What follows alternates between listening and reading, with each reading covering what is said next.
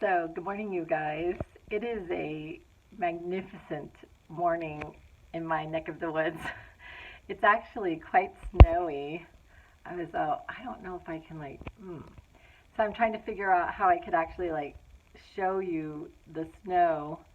Um, and I don't know that I can actually, but it has been snowing and let me see if I can just turn and you guys can see. See all the snow? It's so pretty. Anyway, I absolutely love snow. It's not easy to drive in though, I will say, for those of you who perhaps don't experience snow very much. It's not easy to drive in snow, and in fact, I was driving last night and ended up in a quite lengthy traffic jam and had to make a U-turn and go a different way. I think I maybe waited for at least a half an hour, maybe been 45 minutes. And I'm sitting in the car and I'm like, what do I do? I just didn't even know what to do with myself. Um, it was really, really an interesting evening. But anyway, I I wanted to share a little bit about.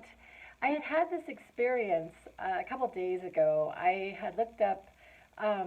had listened to one of my favorite YouTubers, and he's at an event, and he's sharing his experiences at this event, and and I this person that he was went to this event for has a manner of being that um, I don't really want to get into that anyway. But he had said some things about war. They had this particular YouTube had shared some things about war, and I had made some comments. And the comment that I had made was, if we are the creators of our reality, which I believe that we have to be really careful with speaking things that we don't want into existence. Speaking things that we don't want into existence, um, and and so not wanting to really speak war into existence. And then I got all of these comments, and one of the comments that I got was that peace is boring. And I felt like it was a really, really pertinent comment because I have talked like a lot um, about like us being like addicted to like negativity. I had talked about, I don't know, those of you who like follow and watch my videos, I had talked about this like kind of like this antenna that's just kind of, you know, beep, beep, beep, beep, beep, looking for negativity, and then it holds on to it, and it just takes it for all it's worth. It just squeezes all the juice out of that event, and and I actually feel like we could do just the opposite. And this is basically what this journey has been for me in this learning of this universal law of attraction, as they word it, um, is we can be as quote unquote addicted to peace as we are to war and negativity. And I was thinking about how about a year and a half ago, I I would say that my negative space was actually taking up about 90% of my waking hours. I was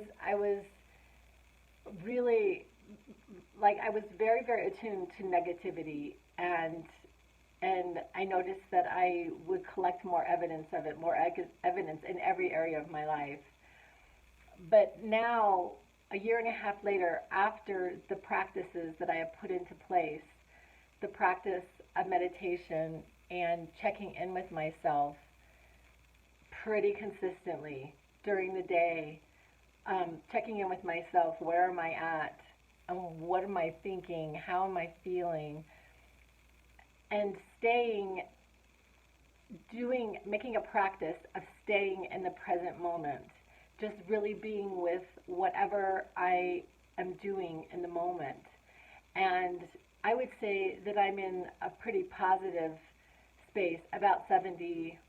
I actually think it might be 75% of the time. So I only have 25% that I can tell that I'm going into these negative. Actually, it's actually going into the past. And I think that we refer to the past because we know it. Like it supposedly happened. So it's supposedly real. But like Ruiz, Don Miguel Ruiz says, when we're sleeping, we're dreaming. When we're awake, we're dreaming. That life is actually a dream. And so, and I lost my train of thought. I just hate it when that happens. Um, so, in I had talked in previous things about us, like if we don't like the music that we're listening to, changing the channel, just changing the channel and listening to something else. So I still have moments. Oh, I was talking about reverting to the past. And actually sometimes I actually have this thought about this living in our imagination in this thing that has not happened, and how challenging it is to ourselves, because this is just, it's not there. I can't touch it. I can't feel it. I can't see it. And so it makes us think that that is not a reality. But studies have shown that the brain doesn't know the difference between something that is in our imagination and something that is actually happening. And so now I spend a lot more time doing two things. I spend a lot more time in what I want my future to be and in the present moment. In the present moment, I find that I'm really, really enjoying my teaching position because I spend about 8 hours of the day really having to be present. I have to be present. I have to be on top of it because I really want these children to enjoy learning and to learn these concepts, because I actually think that information is really fun. Yesterday, I just want to share this with you and then I'm going to go. So the children were talking about like the 12,000s. We were doing these manipulatives. So we had this big like bin of beans, like three different types of beans, and I had put some on every child's desk, and they were counting them, and then one of them was talking about like 12,000, and I was trying to explain that it's highly unlikely that their little like glass container would have 12,000 beans in it. But the bin might. So yesterday we did this exercise where I emptied the entire bin into everybody's bigger bowls. And it was a challenge to like count them out. It was even a challenge for me to have the patience with some of the students to count them. I have to admit it. But and then we had a vote. We had a vote whether who thought it would be more than 12,000 and who thought it would be less than 12,000. And it was so much fun. It was really, really fun. And I know that some of these concepts are a little bit over their head, but I think they'll remember it. I think that they'll remember it. And I'm just hoping that the journey of learning, like I've been talking about in all of, it's the journey of life. It's for me right now in the teaching, actually teaching, that I'm just so enjoying it. Anyway, I'm going to go. I love you guys. I'll be back.